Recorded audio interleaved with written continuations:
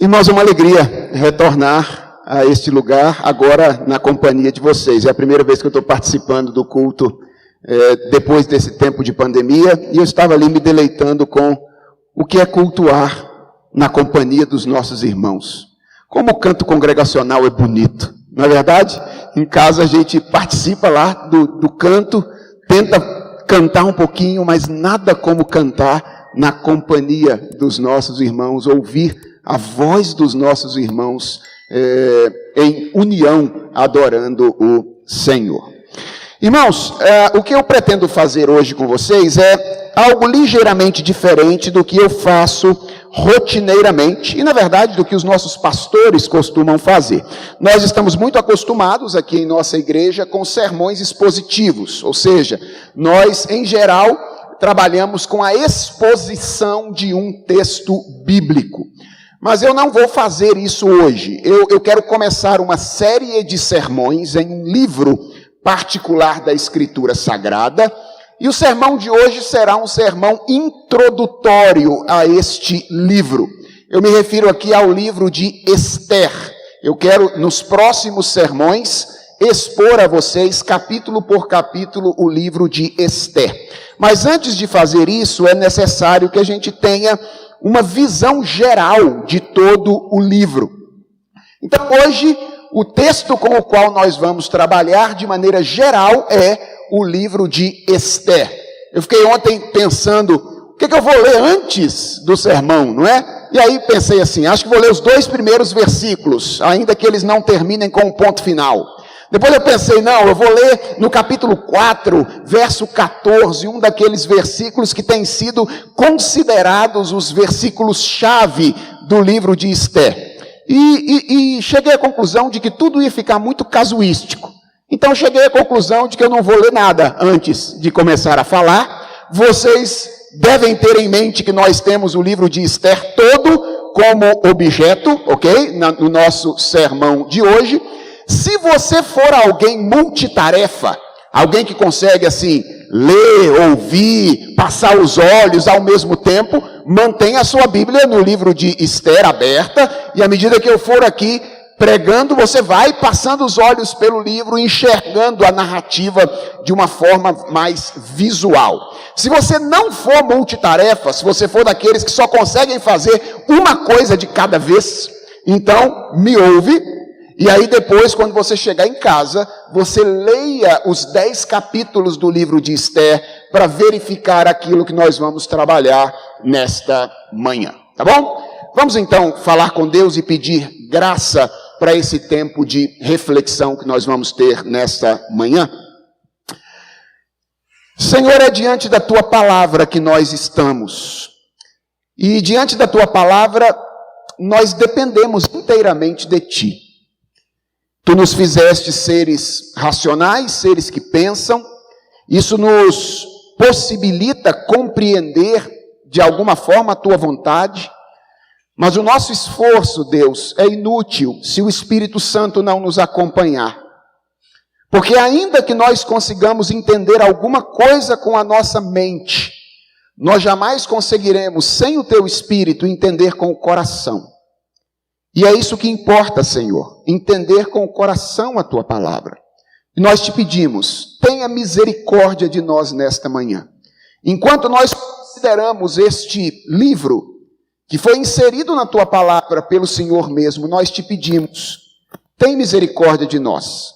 E dá que ao contemplar os aspectos gerais do livro de Esther nesta manhã, nós sejamos de alguma forma edificados, impactados, dirigidos pelo ensino da Tua palavra. Abençoa o Teu servo na comunicação da Tua palavra, dê clareza, dê poder vindo do Teu Espírito Santo, e abençoa os meus irmãos que vão ouvir a Tua voz, para que eles sejam também dirigidos pelo Teu Espírito neste momento. E que nessa interação entre este que fala e aqueles que ouvem, nós sejamos abençoados e o nome do Senhor seja glorificado. É a oração que nós te fazemos, em nome de Jesus. Amém. Irmãos, já faz algum tempo que eu desejo encarar o livro de Esther. Sim, se você estranhou a palavra é essa mesmo, que eu desejo encarar o livro de Esther. E por que eu estou usando a palavra encarar? Porque Esther é um livro difícil. Pode parecer que não, mas Esther é um livro difícil. Por duas razões, pelo menos. Primeiro, porque o livro de Esther possui uma interpretação cristalizada que é bastante questionável e da qual nós temos muita dificuldade de nos desvencilhar à medida que a gente começa a ler o livro de Esther.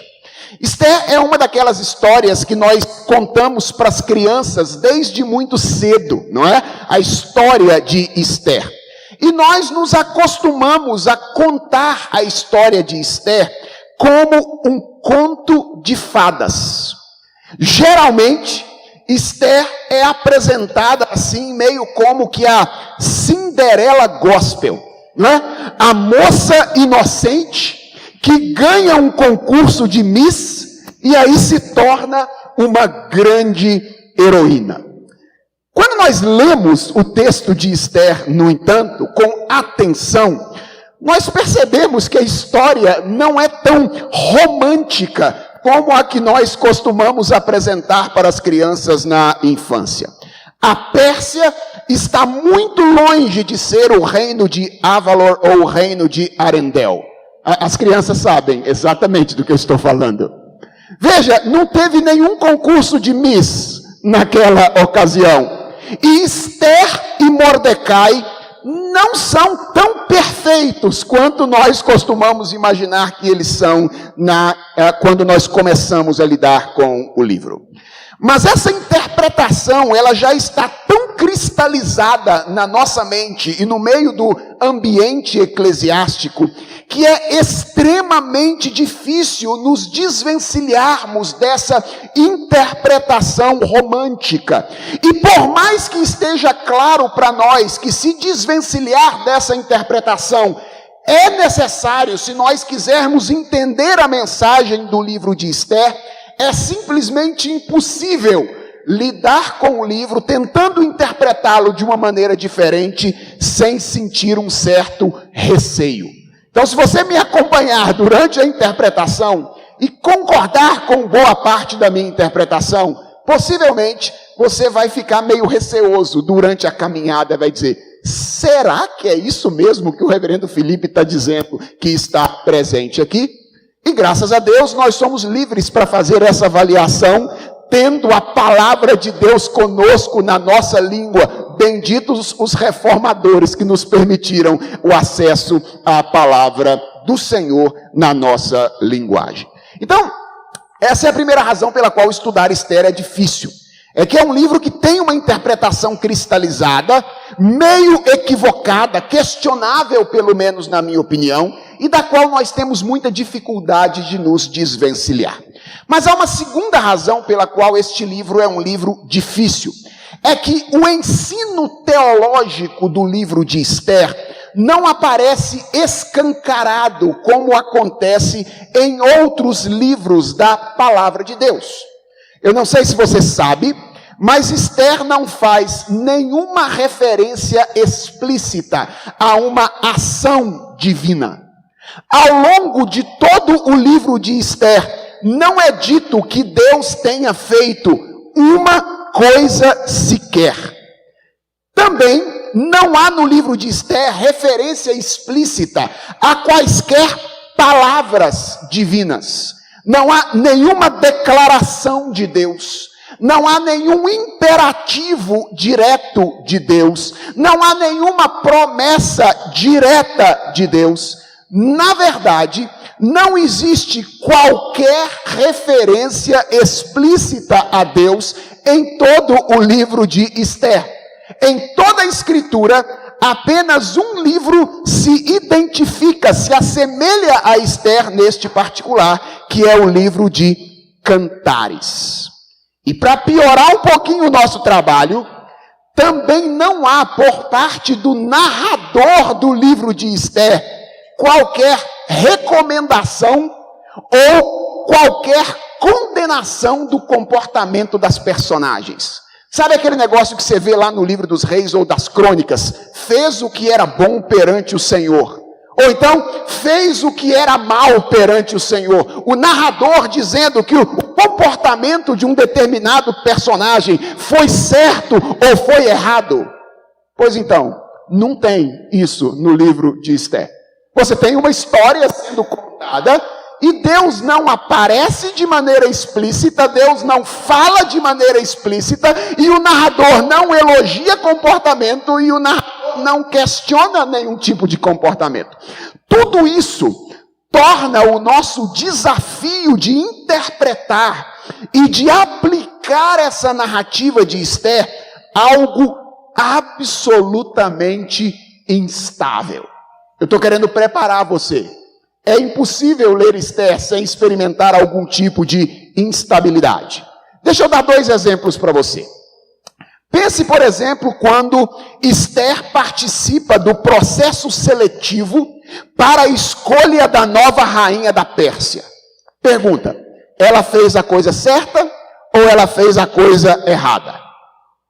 Em favor de uma resposta positiva, dizendo, ela fez a coisa certa, alguém poderia dizer, foi isso que fez com que lá no final do livro, o povo de Israel fosse livre das mãos de Amã, o persa. Então eu acho que ela fez a coisa certa. Por outro lado, alguém poderia dizer, o processo pelo qual ela ascendeu ao palácio não foi uma coisa tranquila. E ao ser escolhida a rainha da Pérsia, ela entrou em aliança conjugal com o ímpio, o que era declaradamente algo proibido pelo Senhor. Percebe a instabilidade? É algo extremamente instável lidar com esse livro da palavra de Deus. E Mordecai? Pensa em Mordecai. Ele fez a coisa certa ao sugerir que Esther escondesse a sua identidade. Que ela não falasse nada com ninguém a respeito do fato dela ser judia. Essa sugestão de Mordecai, ela foi um ato de sabedoria que merece um elogio, ou ela foi uma mentira que merece repreensão? E posso dizer uma coisa para vocês, não é fácil responder a essas coisas. E para o pregador, que precisa subir nesse lugar para dizer assim, assim diz o Senhor, isso é simplesmente angustiante. É por isso que eu disse, já tem um tempo que eu estou querendo encarar o livro de Esther. É porque o livro de Esther, de fato, é um livro difícil.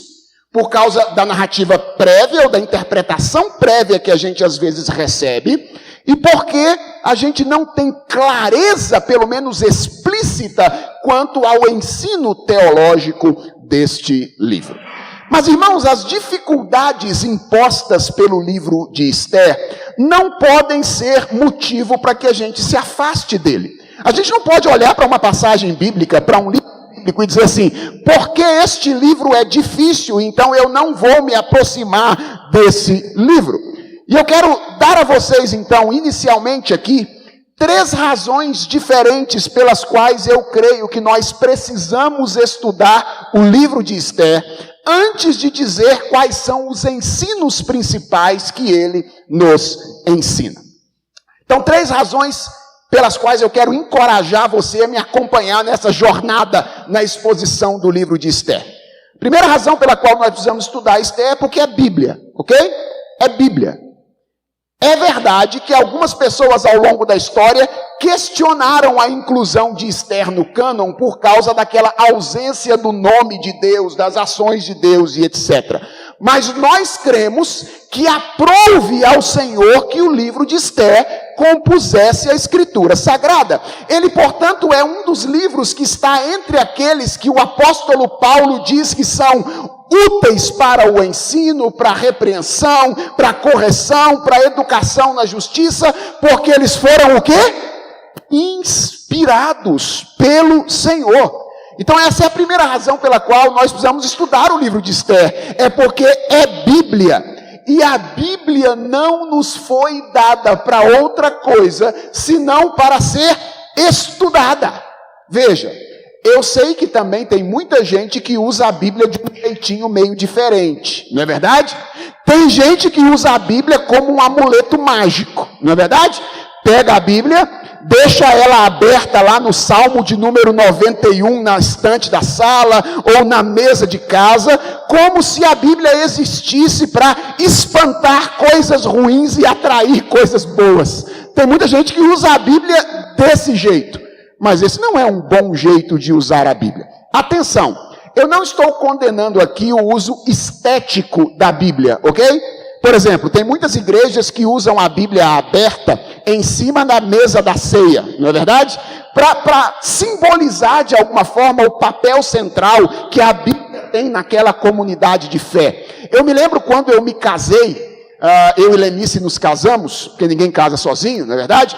Quando nós nos casamos, nós ganhamos uma Bíblia da SAF da nossa igreja, aquela Bíblia de capa branca, sabe? E durante os primeiros anos de casamento, nós emolduramos aquela Bíblia em um quadro e ela ficou na nossa estante da sala, como uma representação daquilo que nós considerávamos ser o fundamento do nosso casamento e o fundamento do nosso lar. Eu não creio que isso seja necessariamente algo ruim, se você entende o que você está fazendo. O que eu estou condenando não é o uso estético, no sentido de usar a Bíblia simbolicamente. O que eu estou condenando é o uso místico.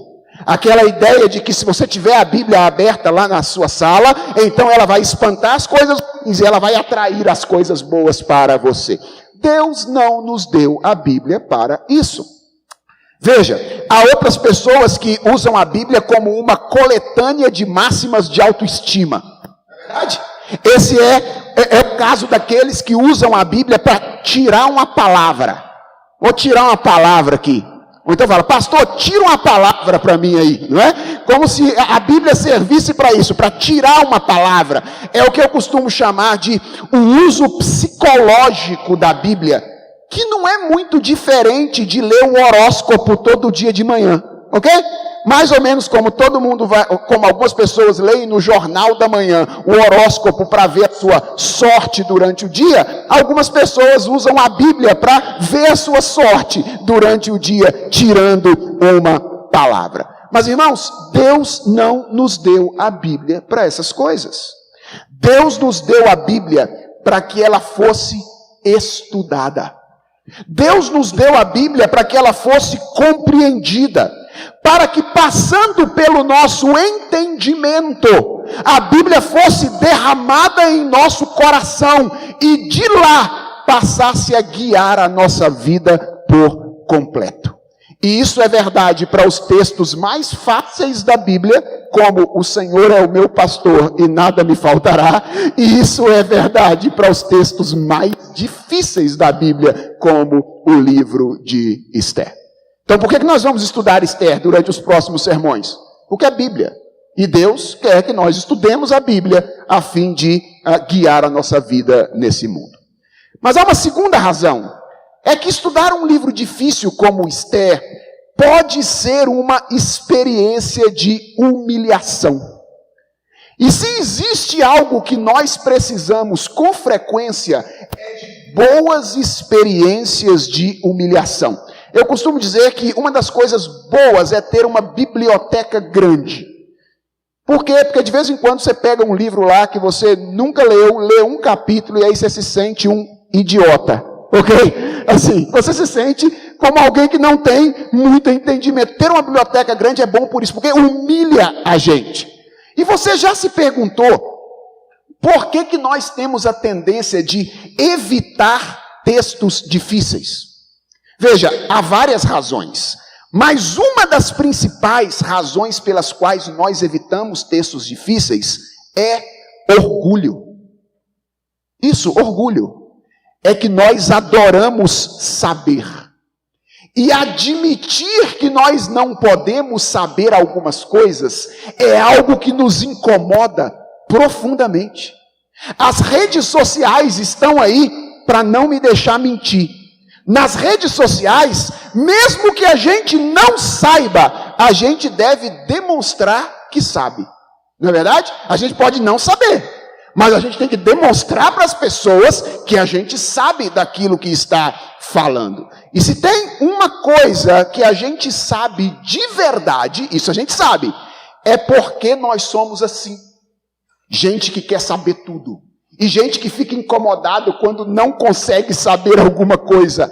É porque um dia alguém nos fez a proposta de sermos como Deus, conhecedores do bem e do mal. Então vejam, por ser um livro difícil, Esther pode nos ajudar com isso. Ele nos confronta com a nossa ignorância e com a nossa limitação. Estudando um livro como esse, o livro de Esther, nós somos obrigados a dizer com frequência: Deus não me permitiu saber isso. Outras vezes a gente tem que dizer assim: pode ser que seja de um jeito, mas também pode ser que seja do outro. E essa experiência nos coloca no nosso devido lugar. E nos ajuda no desafio bíblico de não pensarmos de nós mesmos além do que convém. Então a primeira razão pela qual nós devemos estudar Esther é porque é Bíblia. A segunda razão é que pode ser um grande exercício de humilhação para nós olhar para um texto que a gente tem que dizer: Deus não nos permitiu saber isso. Nesse particular, pode ser que seja de uma maneira, pode ser que seja de uma outra maneira. E a terceira e última razão pela qual é importante estudar o livro de Esther é que este é um livro teologicamente riquíssimo. Veja, eu disse a vocês que o ensino de Esther, ele não aparece escancarado como acontece em outros livros da Bíblia. Isso é tão verdadeiro, que existem alguns estudiosos do livro de Esther que dizem que o principal propósito dele é etiológico. Etiologia é aquele ramo do conhecimento que pesquisa as causas de um determinado fenômeno. Existe uma festa em Israel que é a festa do Purim.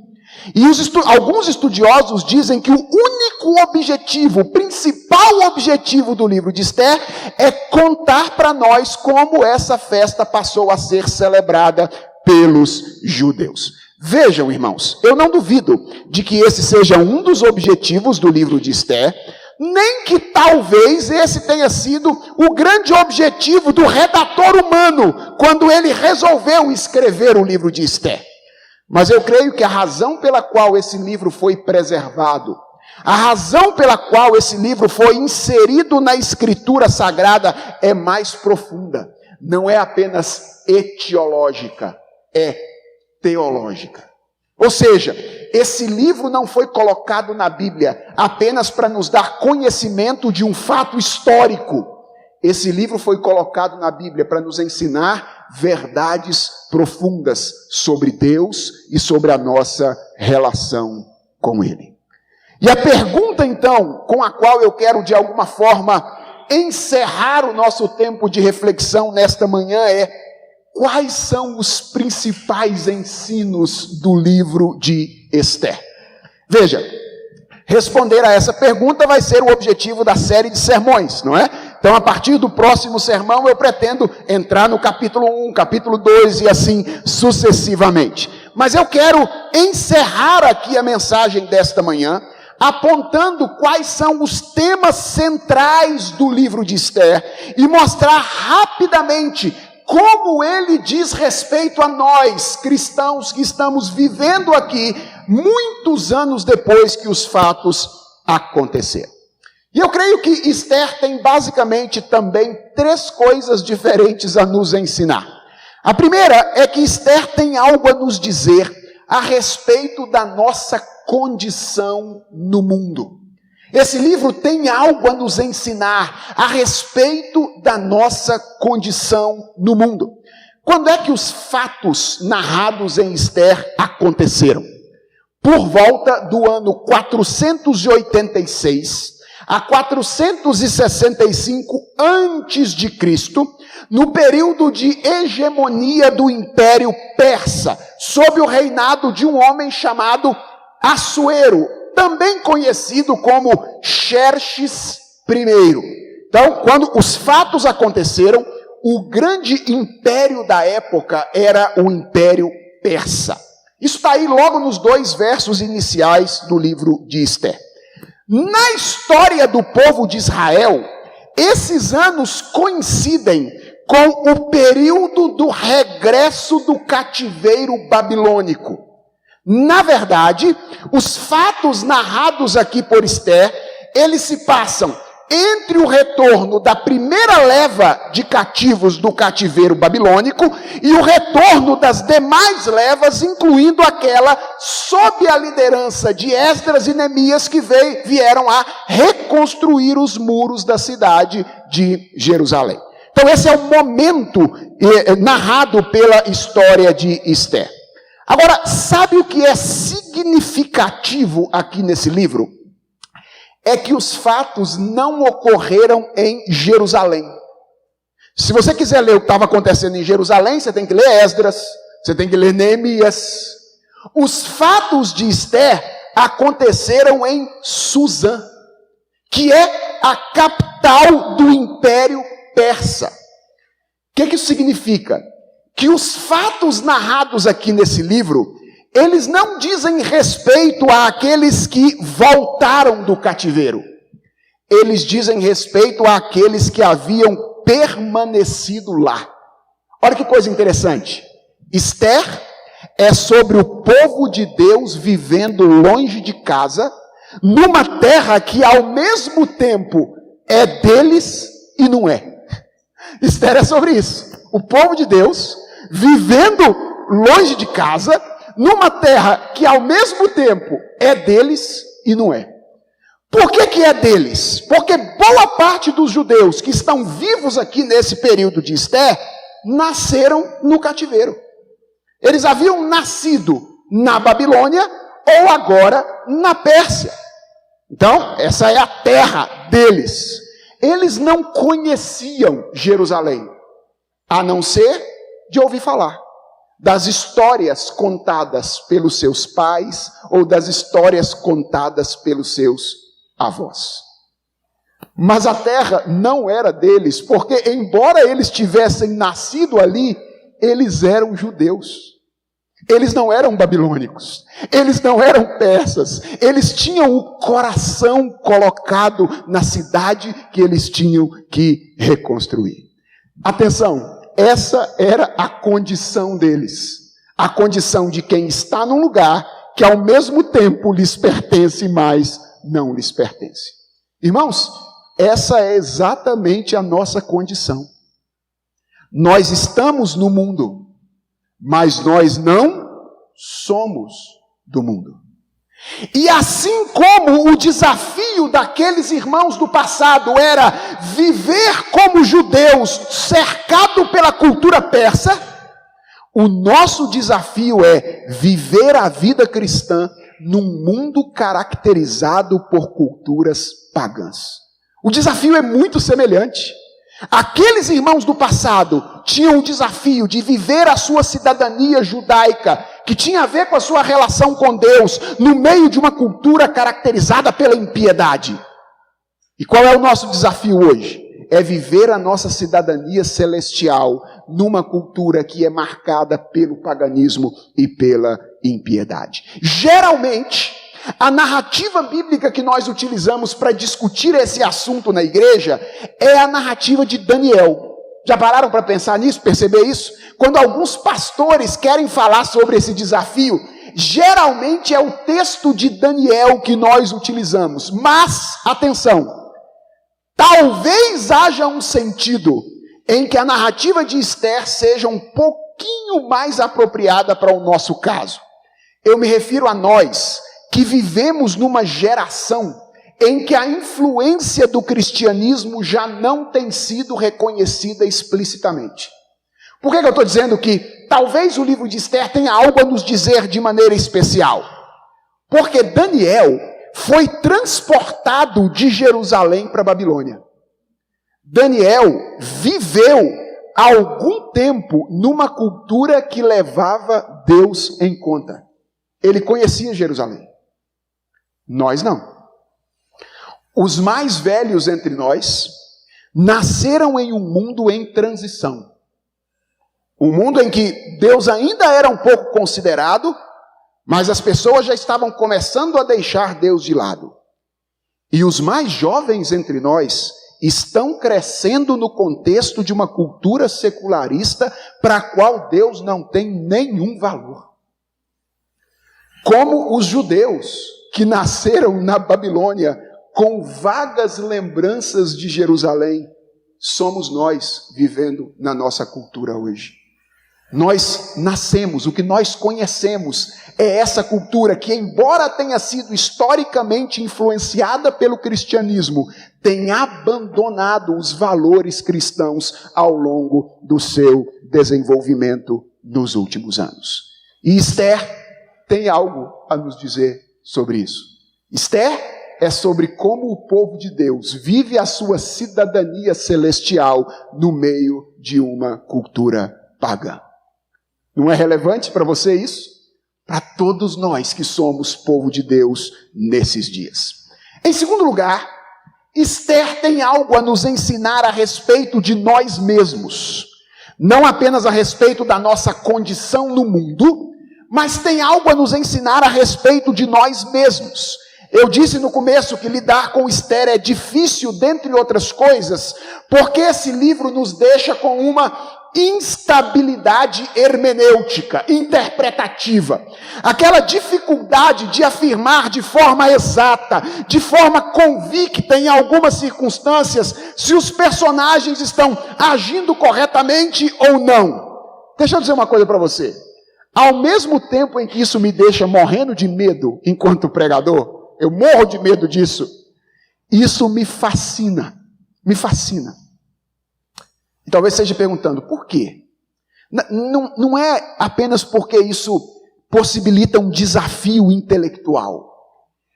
É porque isso ensina algo a respeito de nós mesmos, que é extremamente importante no cumprimento desse desafio que eu acabei de mencionar.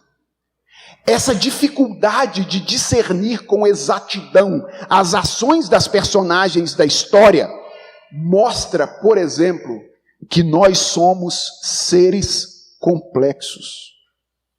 Irmãos, às vezes eu olho nós cristãos interpretando as nossas ações e as ações das outras pessoas. E se existe algo que me impressiona é o simplismo com que nós às vezes interpretamos as nossas ações e as ações dos outros. Nós somos seres complexos. E em nossas ações e reações, há sempre muito mais do que nós conseguimos enxergar, do que nós conseguimos compreender de imediato, do que nós conseguimos prever, e mais, há muito mais do que nós conseguimos controlar. Nós somos seres complexos. E Esther nos ajuda a perceber isso. Mais do que isso, nós somos seres divididos. Às vezes a gente acha que o problema nosso de cristãos vivendo numa cultura pagã é só aquilo que vem de fora.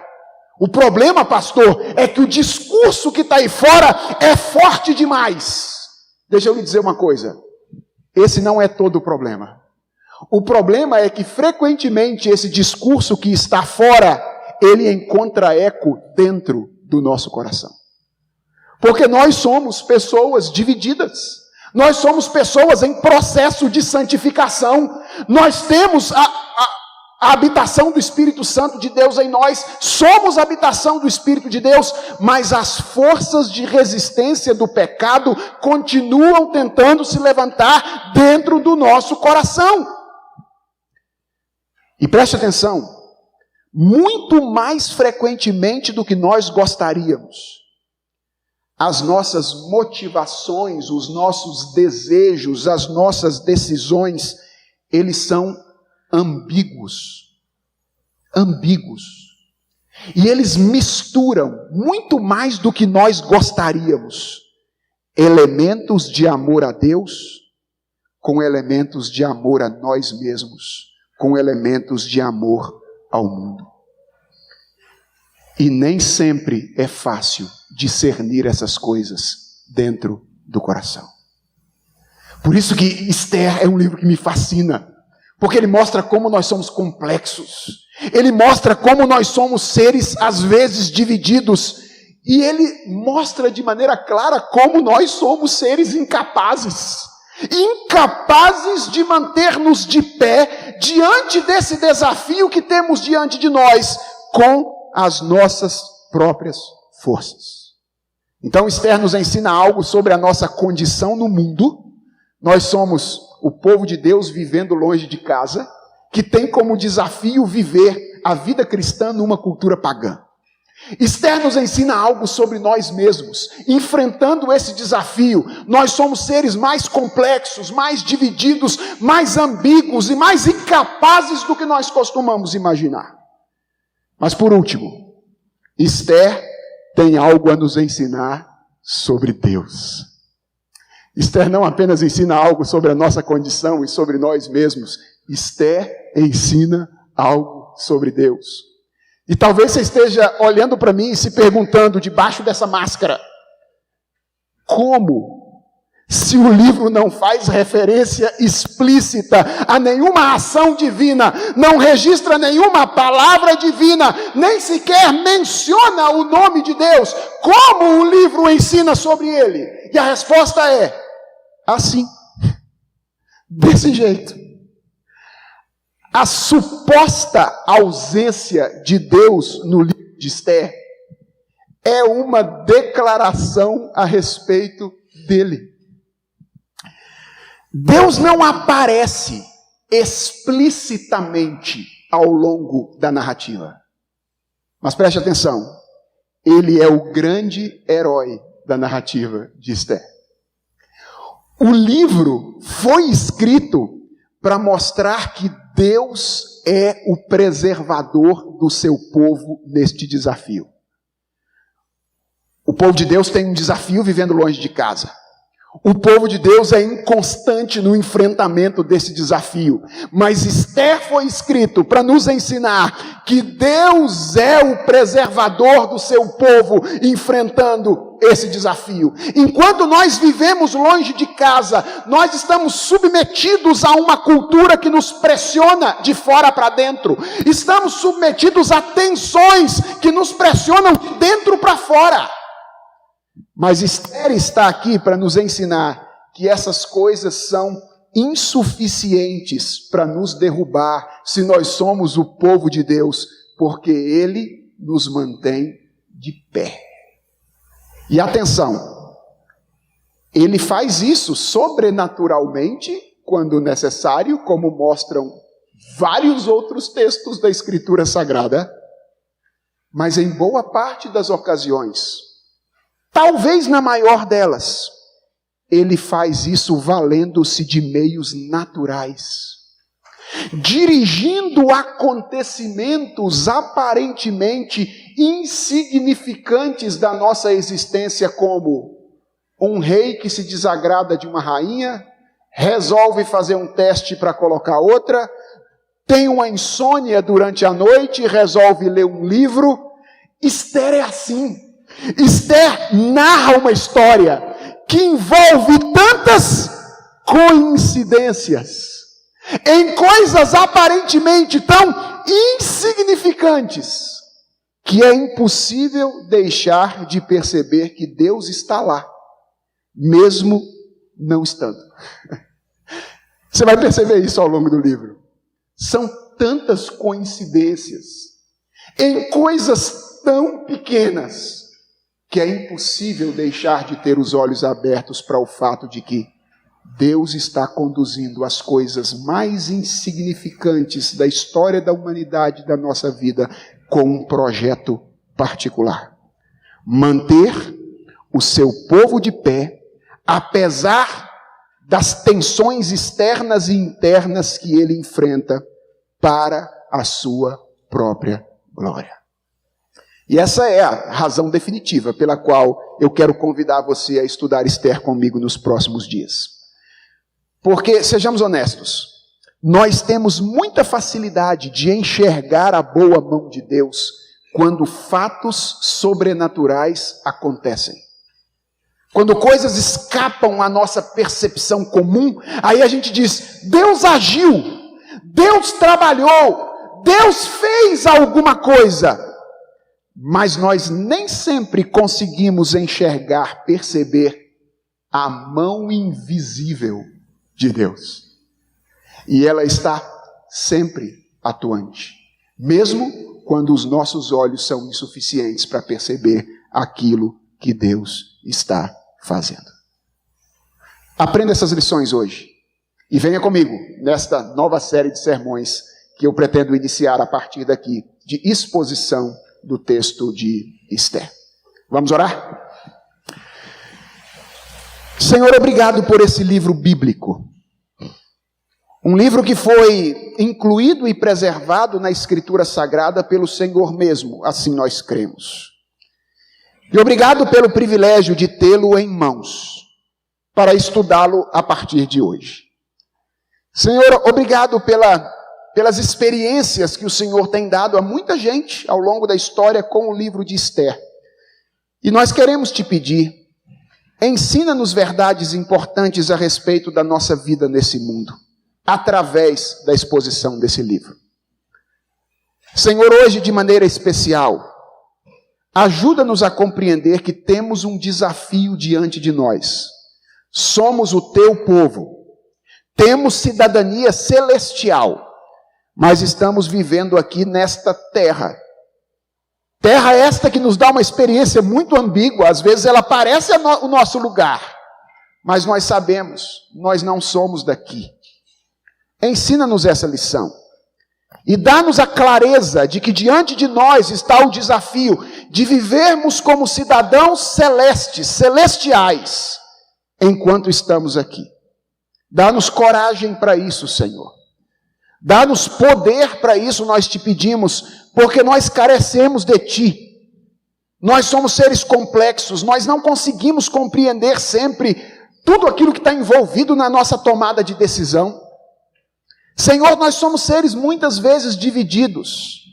O nosso coração, que já ama ao Senhor, muitas vezes dá ouvidos à nossa própria voz, a vozes do mundo, e se divide entre o amor ao Senhor e o amor a nós mesmos. Tem misericórdia de nós, e nós reconhecemos diante de Ti, somos incapazes. Se o Senhor não tomar a nossa mão, nós vamos sucumbir diante do desafio que temos. Mas, Senhor, obrigado pela lição final desta manhã. Obrigado pela certeza de que Tu és Deus. E de que Tu estás presente, não apenas quando coisas extraordinárias acontecem, mas Tu estás presente a todo instante, a todo momento, mesmo quando os nossos olhos não conseguem enxergar a Tua mão. Senhor, obrigado pela certeza de que a Tua presença conosco visa conduzir-nos em pé, firmes, até aquele dia final, para o nosso bem e para a Tua glória. E ajude-nos a confiar no Senhor.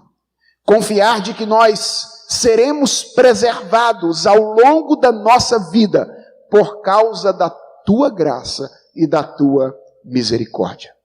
Convence-nos disso, Senhor. E que isso seja encorajamento para nós nessa manhã. E nos próximos domingos, quando vamos estudar este livro, é a oração que nós te fazemos, em nome de Jesus. Amém.